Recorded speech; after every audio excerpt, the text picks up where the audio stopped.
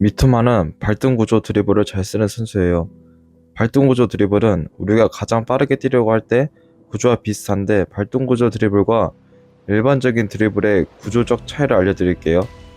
일반적인 드리블은 공을 치고 나서 뛰거나 인사이드로 밀면서 뛰게 되는데, 공을 치고 나서 뛰어나가는 건 공을 치는 순간에는 빠르지만 몸이 나가는데 느리기 때문에 수비보다 더 시간이 오래 걸리게 돼요.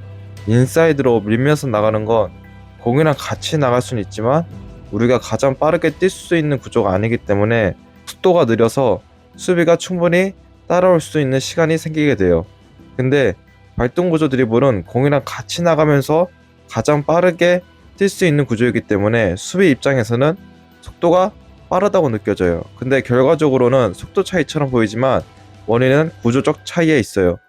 발동구조 드리블은 공을 가지고 있는 발이 디딤발이 되는 건데, 먼저 디딤발 차이를 보여드릴게요.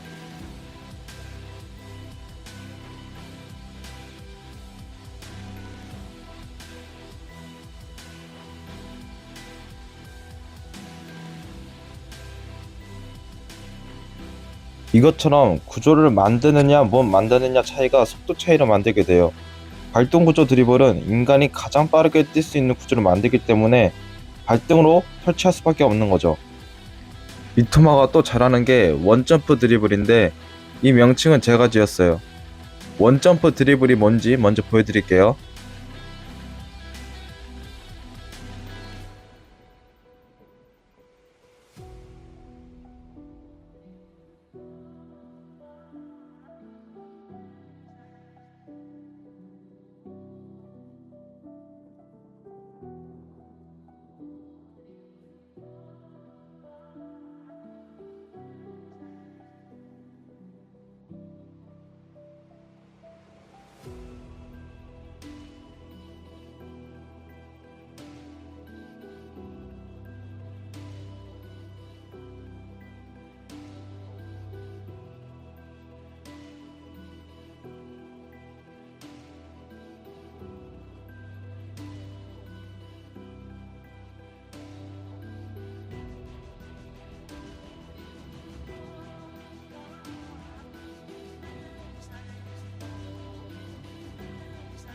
우리가 옆으로 빨리 가기 위해서는 옆으로 빨리 갈 수 있는 구조를 만들어야 되는데, 우리가 직진으로 빨리 가면 갈수록 옆으로 빨리 갈 수 있는 구조를 만들기가 어려워져요.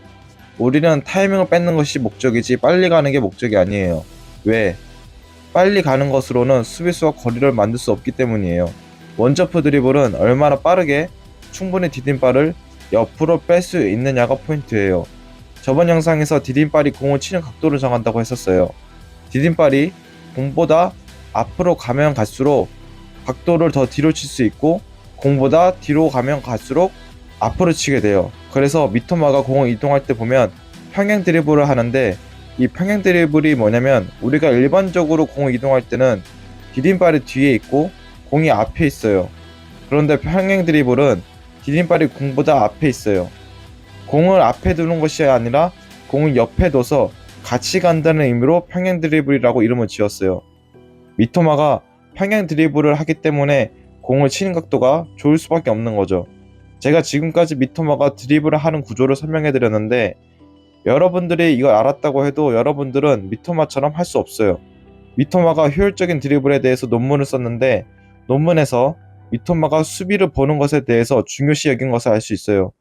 우리가 어떤 동작을 하기 위해서는 세 가지 과정을 거쳐야 돼요. 보고, 판단하고, 반응. 이 순서로 동작을 이루게 되는데, 볼 수 없으면 판단할 수 없고, 판단할 수 없으면 반응할 수 없게 되죠. 구조를 만드는 건 이 반응 단계예요. 하지만 여러분들이 보는 능력이 없다면 그 상황에 어떤 구조를 만들어야 하는지 판단이 불가능해요.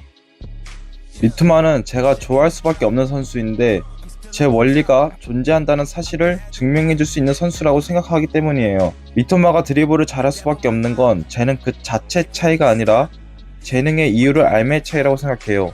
그 이유를 저는 원리라고 부르고, 그 원리는 이유에 대해서 알려주죠. 저는 노력보다 재능을 우선시 여기고 이기지 못하는 건 이유를 모르기 때문이라고 생각해요. 물론 재능을 가지고 있는 사람도 그 이유를 모르기 때문에 본능이라고 생각하죠. 재능을 가지고 있는 사람도 모르는 그 이유를 알고 우리가 그 이유 토대를 노력을 한다면 어쩌면 재능은 잠시 앞서 있는 것뿐 절대적으로 내가 이길 수 없는 신이 정한 운명이 아닐 수도 있어요. 실패의 두려움에서 우리가 배울 수 있는 건 아무것도 없어요. 실패해서 이유를 찾고 극복하는 데에서 즐거움을 느낄 수 있어야 돼요. 모든 인간은 실수하고 실패해요. 그러나 그 이유를 찾는 자만이 성공하게 돼요.